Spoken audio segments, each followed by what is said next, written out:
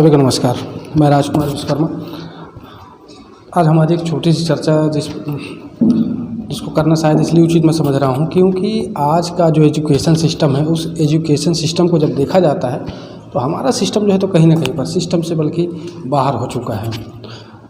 एक knowledge man के नाम से जिन्हें मैं जानता हूँ तो हमारे जमुना कोतमा क्षेत्र के BN ओझा सर हमारे साथ हैं और आज की एजुकेशन सिस्टम को लेकर के और चाहे पहले का एजुकेशन सिस्टम रहा हो उस पर आज हम इनसे चर्चाएं करते हैं कि क्या आज के एजुकेशन सिस्टम से वाकई जो है तो कितना प्रभावित हमारा समाज हो रहा है, हमारा क्षेत्र हो रहा है, एजुकेशन सिस्टम हमारा कहाँ जा रहा है। तो सबसे पहले तो हम ओझा सर से आज ये जानने का प्रयास करते हैं कि क्या वाकई एजुकेशन सिस्टम हमारा पटरी पर है या बेपटरी हो चुका है। सर, आपकी क्या राय है आज के एजुकेशन सिस्टम को लेकर के? नमस्कार विश्वकर्मा जी, बहुत बहुत धन्यवाद कि आपने एजुकेशन जैसे मुद्दे को अपना विषय बनाया। आज जो एजुकेशन की स्थिति है कहीं ना कहीं जो है जो सही पैमाना होना चाहिए मेरे हिसाब से नहीं दिख रही।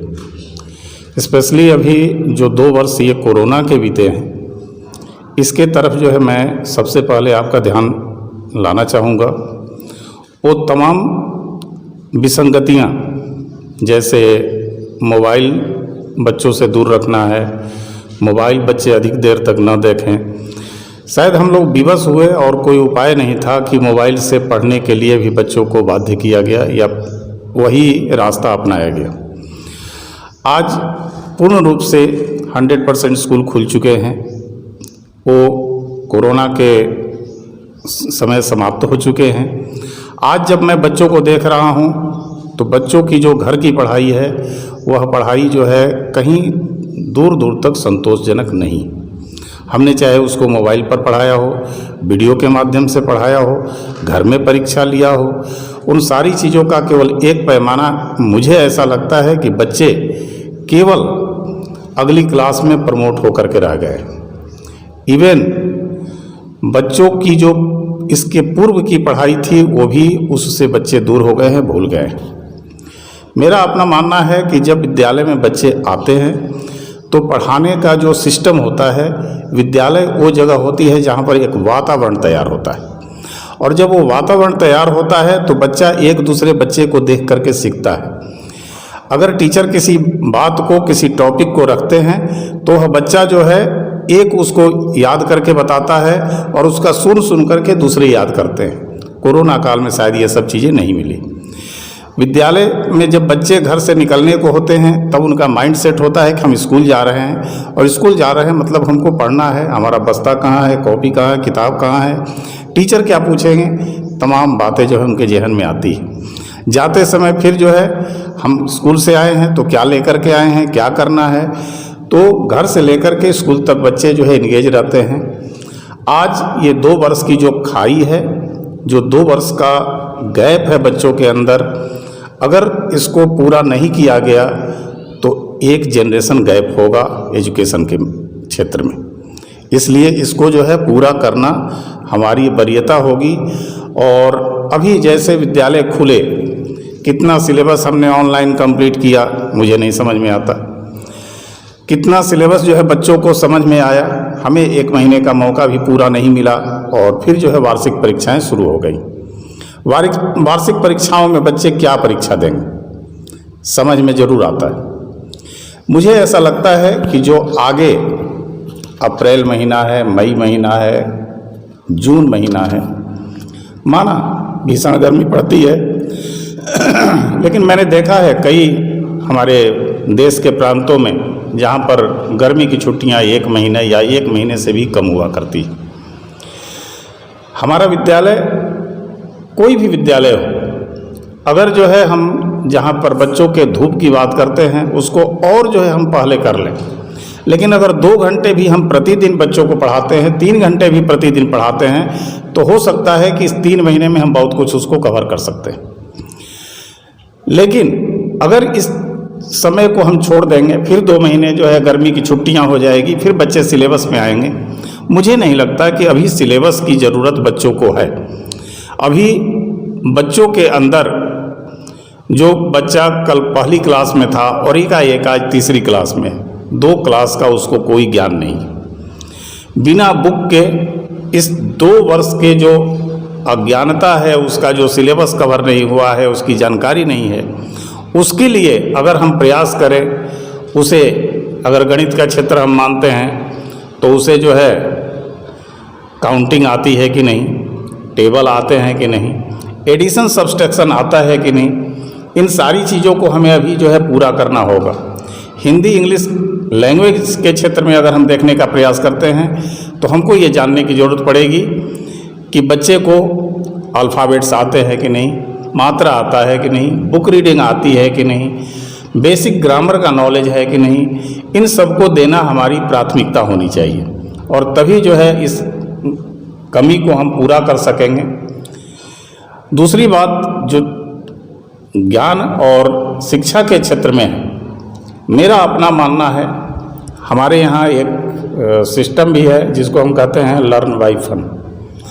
इस टेक्निक में एक जो सबसे अच्छी बात कही गई है, मैं उस पर ज़्यादा जोर देना हमेशा चाहता हूँ, और वो ये है कि आज के समाज में देखा जाता है कि हम चाहे हिंदी माध्यम से बच्चे को पढ़ावें, इंग्लिश माध्यम से बच्चे को पढ़ावें, जनरली ऐसा पाया जाता है कि लोग अंग्रेजी माध्यम के विद्यालयों की तरफ ज़्यादा आकर्षित हमारे देश में हो रहे हैं और अंग्रेजी माध्यम के स्कूलों में बच्चों की ज़्यादा भीड़ है।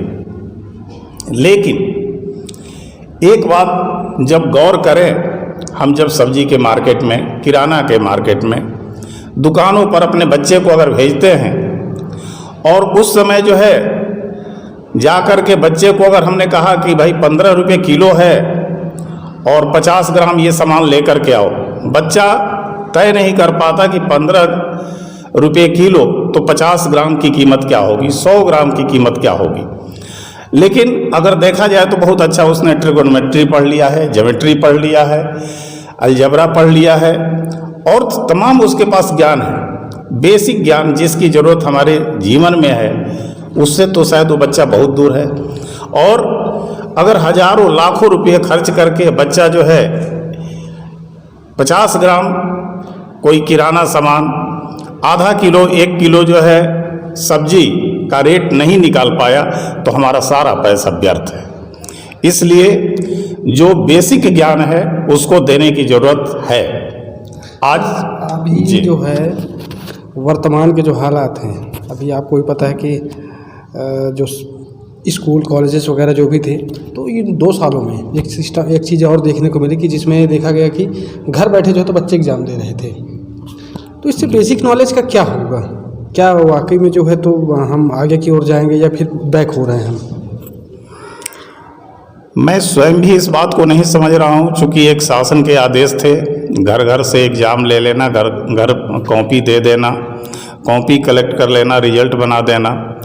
शायद जो है परीक्षा का ये कोई मीनिंग तो मेरे हिसाब से नहीं था, लेकिन जो शासकीय इस आदेश है उसके हम लोग वशीभूत हैं और उसके अनुसार जो है हम लोग चल रहे थे।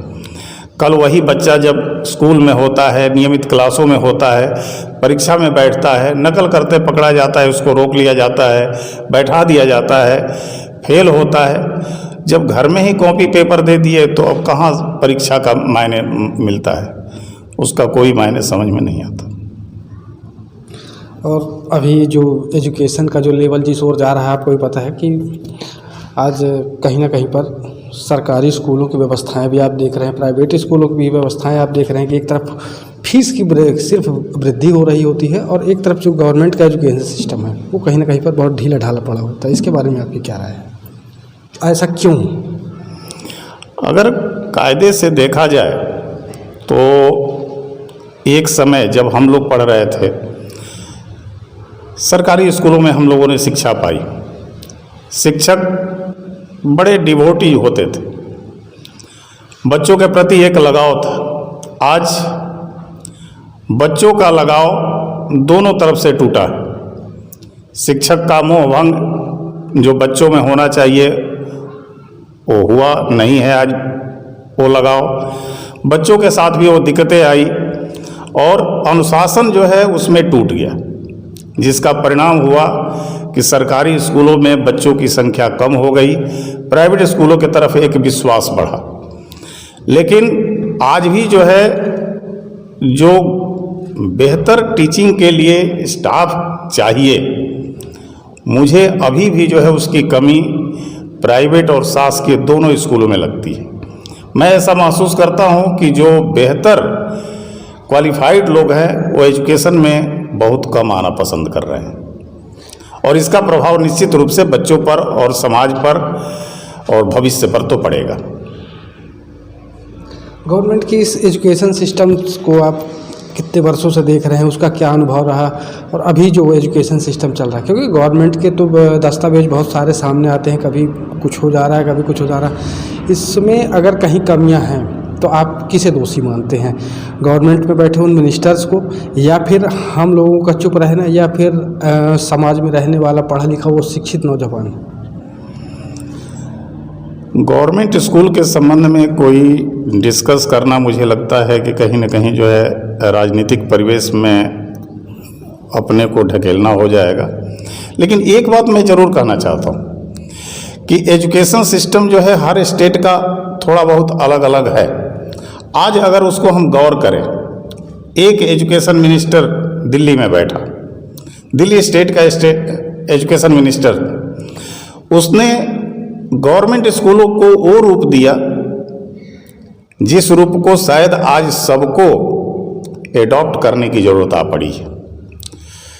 संसाधन दिया, टीचर दिए और उसके तरफ ध्यान दिया।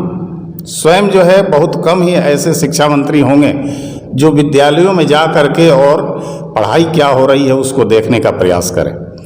मुझे ऐसा लगता है कि अगर हर शिक्षा मंत्री ये जिम्मेदारी अपनी ले ले कि हम जो है स्कूलों में क्या हो रहा है, अगर हम क्लास 5 तक स्कूल है, गवर्नमेंट हो प्राइवेट हो, मैं उसकी चर्चा नहीं कर सकता, लेकिन इतना जरूर है कि अगर 5 क्लास तक हम 2 टीचर दे देते हैं, 1 टीचर दे देते हैं, क्या ये संभव है कि 5 क्लास को सभी विषयों को और उस बच्चे के सर्वांगीण विकास की तरफ 2 टीचर सोच सकते हैं क्या? चाहे बच्चा 5-5 ही क्यों ना, संभव नहीं। और अगर पर्याप्त शिक्षक दिए जाएं, उस पर निगरानी की जाए, तो मुझे लगता है कि बेहतर रिटर्न उसका निकल करके आएगा। बच्चों में ज्ञान की वृद्धि होगी, अनुशासन आएगा और सारी चीज़ें निकल करके आएगी। केवल डिग्री प्राप्त कर लेना जो है एजुकेशन का उद्देश्य नहीं होना चाहिए। सर, स्कूलों में एक सिस्टम और हमने देखा, कई सालों से लगातार देखते आ रहे हैं कि आपको ही पता होगा, आज जो बड़े हाई प्रोफाइल स्कूल्स हैं, प्राइवेट स्कूल जो हैं, जहाँ पर टेस्ट के नाम पर जो है तो बच्चे को भविष्य को गर्त में डाल दिया जाता है। एक अच्छा पढ़ने वाला हो तो उसे स्कूल में एडमिशन मिल रहा है, कमज़ोर बच्चा है तो उसके लिए एडमिशन की कोई प्रक्रिया ही नहीं, क्योंकि टेस्ट में अगर फेल तो स्कूल से बाहर। पहले तो एक प्रवेश की प्रक्रिया में टेस्ट था जो कि प्रारंभिक क्लास में पहली क्लास के लिए टेस्ट हुआ करता था, वो तो शायद शासन ने अब बंद कर दिया है, अब वो पूर्णतः जो है बंद है। उसके बाद जो है ऐसा भी देखा जाता है जैसे जो नामी ग्रामी स्कूल्स हैं वो रिजल्ट बेस्ड जो है एडमिशन देते हैं और एडमिशन देने के बाद जो है उन्हीं बच्चों को आगे बढ़ाते हैं। क्या सही है ये? अब मुझे एक चीज़ समझ में नहीं आता कि अगर जो है हमने 20 स्टूडेंट्स ऐसे जो एबव 70% हैं उनको इकट्ठा कर लिया, 1 साल पढ़ाया और पढ़ाने के बाद उसी में से कुछ फर्स्ट, कुछ सेकंड, कुछ थर्ड आए, तो वो जिस दिन आए थे उस दिन तो 70 एबव मार्क्स लेकर के आए थे, फिर वो सेकंड और थर्ड कैसे हो जाते हैं? कहीं ना कहीं। दूसरी बात, जो बच्चा कमज़ोर है, एक्चुअल पढ़ाने का काम तो उसी पर मेहनत है और उसी पर जो है हमारी कला टीचिंग में कितनी है वो दिखती है। अगर हम उस बच्चे को संभाल सकते हैं, उसमें एक बात मुझे ज़रूर लगती है कि आज पढ़ाने से पहले जो है बच्चे की काउंसलिंग की आवश्यकता आ गई है। हम बच्चे को ये समझने का प्रयास करें कि बच्चा किस दिशा में जाना चाहता है। मेरा अपना अनुभव है कि अगर जो है हम बच्चे को दूसरे क्षेत्र में जहाँ बच्चे की रुचि नहीं है ढकेलना चाहते हैं, चाहे वो पेरेंट्स हो या स्कूल हो, बच्चा उसमें काम नहीं करेगा। उसकी खेल में अगर अभिरुचि है, उस पर अगर अधिक जो है हम समय देंगे तो निश्चित रूप से अदर सब्जेक्ट पर भी उसका ध्यान होगा, इसलिए उसके मन की बात होगी और शायद हो सकता है कि वो खेल में आगे जाए। तो किस देश का उदाहरण भी था सर, कई सारे ऐसे प्लेयर्स हैं जैसे यही जस्ट सचिन तेंदुलकर जैसे लोग हमारे बगल से ही हमारा ही स्टूडेंट जो है इस तरह का निकला, और हालांकि वो उन दिनों हम लोग इस बात को नहीं सोच पा रहे थे। ओंकार सिंह, जब JEM हायर सेकेंडरी में वो बच्चा पढ़ रहा था, उसके अंदर एबिलिटी थी और उस एबिलिटी को शायद हम लोग भी उस समय मार्क नहीं कर पाए। ये मैं अपनी कमी ही मानूंगा कि एक हिंदी मीडियम से हाई स्कूल करने के बाद इंग्लिश मीडियम में कमिश्नरी लेवल तक जो है अपना रिकॉर्ड कायम करना, और चूँकि यहाँ पर जो है शूटिंग वगैरह की कोई व्यवस्था नहीं थी, उधर जो है कभी उसको मौका नहीं मिला। एक प्लेटफॉर्म जो है इंडियन नेवी के माध्यम से उसको मिला और उसने जो है उसके अंदर कितनी एबिलिटी है वो आगे जा कर के प्रूव किया। तो हर क्षेत्र को खोलने का प्रयास जो है संस्थाओं को करना चाहिए।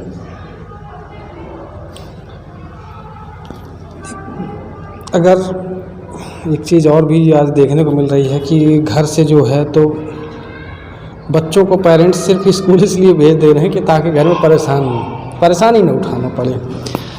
कहीं ना कहीं पर सर थोड़ा सा घर में भी कमियां हैं लोगों की, उनमें सोच में कमी है।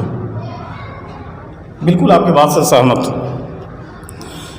बच्चे जब घर जाते हैं तो अधिकतम समय बच्चे अपने माँ बाप के साथ व्यतीत करते हैं। दो पक्ष है, एक पक्ष तो स्कूल का है। प्राइमरी क्लास के लिए मेरा मानना है कि अगर ईमानदारी से टीचर मेहनत करे तो हम लोग जो है करीब 5-5.5 घंटे बच्चे को स्कूल में रखते हैं, और उनके सब्जेक्ट जो होते हैं प्राइमरी क्लास में 3 या 4। कुछ क्लासों में 2 लैंग्वेज है, एक मैथमेटिक्स है, और कुछ क्लास में लैंग्वेज मैथमेटिक्स के अलावा इन्वायरमेंटल स्टडीज होती है। इस 4 को अगर जो है इस 5 घंटे में टीचर चाहें तो घूंटी जैसा पिला सकते हैं, नंबर 1। नंबर 2, अगर जो है बच्चा घर जाता है, पेरेंट्स उसके साथ जो बैठ करके केवल इतना ही चर्चा कर ले कि आज क्या पढ़ा बेटा, और आज जो है और पढ़ने के लिए क्या क्या बोला गया है, चलो उसको याद कर लो, उसको जो है पूरा कर लो। तो इतना भी अगर ध्यान दिया जाए तो मुझे लगता है कि बच्चे जो है पिछड़े नहीं रह सकते, लेकिन ऐसा प्रैक्टिकल जो है पाया नहीं जाता। अच्छा सर, इन सारे सवालों में और हमारे जो देश का एजुकेशन सिस्टम था उसमें बहुत सारी चीज़ें हम देख रहे हैं कि कई सारे लोगों के बारे में आपको भी जानकारी है, जैसे कुछ महान गणितज्ञ भी होते थे, कई सारे ऐसे जानकार भी होते थे जो कि वैज्ञानिक भी रह चुके हैं, और कई ऐसे लोग भी जिन्हें आज तक अवसर नहीं मिला। कुछ लोगों ने जो है अपना मानसिक संतुलन तक खो दिया। वैसे एक शख्स का नाम जिसका आपने कभी बताया मुझे कि वशिष्ठ नारायण, कौन थे? वशिष्ठ नारायण, और उनके साथ देश में यहाँ रहने के बावजूद भी उनको अगर न्याय नहीं मिला तो क्या अंतिम दशा क्या थी उस वजह की? डॉक्टर वशिष्ठ नारायण, चूँकि वशिष्ठ नारायण जिस ज़िले से बिलोंग करते हैं, मैं भी उसी ज़िले को बिलोंग करता हूँ। मेरे गांव से कुछ ही दूरी पर उनका घर हुआ करता था। हम लोग बचपन में बड़ा नाम सुने, और वास्तव में एक ऐसा मेधावी छात्र जो बिहार का नेतरहाट एक माना जाना स्कूल कहा जाता है, वहाँ एडमिशन के लिए एक प्रक्रिया है। जो तेज विद्यार्थी होते हैं उनका एक टेस्ट होता है, और टेस्ट के दौर से जो निकल करके जाता है वो नेतरहाट में एडमिशन लेता है। उसमें जा कर के वो पढ़े, और उसके बाद साइंस कॉलेज पटना गए, जहाँ पर यूनिवर्सिटी को अपने नियम बदलने पड़े। उन्हें हायर सेकेंडरी में ही 1 डिग्री आगे बढ़ाना पड़ा, और फिर जो है जब बीएससी में थे तो एमएससी तक के सवाल सॉल्व कर देते थे। या आगे भी देखा गया कि जब उनको नासा में दिया गया, कंप्यूटर फेल हो गए थे, और कंप्यूटर के कैलकुलेशन के बराबर उन्होंने मैनुअल कैलकुलेशन करके रख दिया, जिसको बाद में जब कंप्यूटर ठीक हुए तो कैलकुलेशन में कोई अंतर नहीं पड़ा। इस तरह का जो है ब्रिलियंट डॉक्टर वशिष्ठ नारायण हुआ करते थे। लेकिन दुर्भाग्यपूर्ण ये रहा कि सिजोफ्रेनिया के बीमारी के कारण वो जब ग्रसित हुए तो गॉड नोज क्या स्थिति रही है, लेकिन मुझे ऐसा लगता है कि प्रॉपर अगर जो है उनका समय से शासन ने ध्यान दिया होता, इलाज कराया होता, तो शायद देश में और भी कई जो है नई नई चीज़ें वो दे करके गए होते। लेकिन कहीं ना कहीं हमारा दुर्भाग्य कहलाएगा कि बहुत दिन तक तो वो खोए हुए थे और बहुत दिन के बाद जो है वो मिले और फिर लाया गया, जबकि वो उस स्थिति में वो वापस नहीं आ पाए।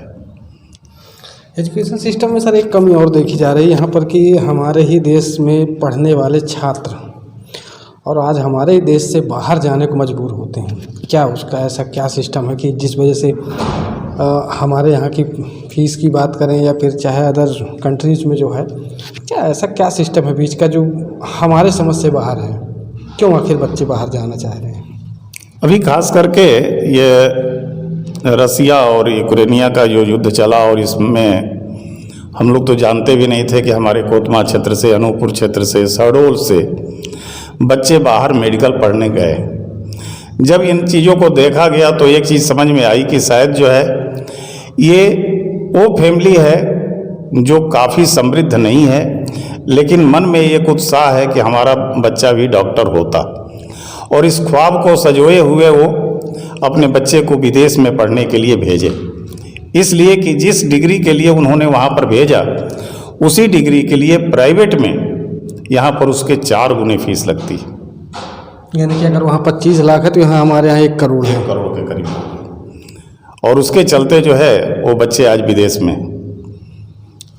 हमें कहीं ना कहीं जो है और भी जो है सीट मेडिकल में बढ़ाने की, और वैसे भी अगर स्वास्थ्य को देखा जाए तो स्वास्थ्य विश्व के जो विश्व के पटल पर अगर इसको देखने का प्रयास किया जाए तो हमारी जनसंख्या के अनुकूल जितने डॉक्टर्स होना चाहिए आज उससे बहुत दूर हैं, और ख़ास करके कोरोना में तो ये कमी साफ साफ झलक करके सामने आई।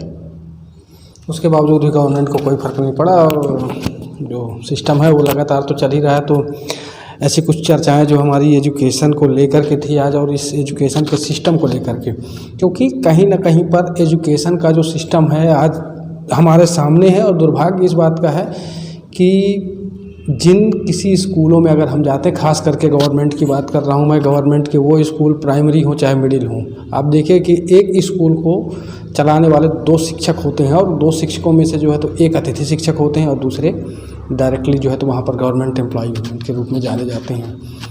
अब ऐसे में गवर्नमेंट का जो एजुकेशन सिस्टम है कैसे चलेगा? अब यहाँ पर हम किसे दोषी ठहराएं, किसे नहीं ठहराएं, बाकी जो हमारी जानकारियाँ थी और जो हम सामने लाना चाह रहे थे, क्योंकि ये बहुत ही ज़रूरी था। इसके साथ मैं विराम देना चाहूँगा। मैं राजकुमार विश्वकर्मा, धन्यवाद। अगली कड़ी में हमारी मुलाकात फिर होगी और ऐसी ही कुछ चर्चाओं के साथ।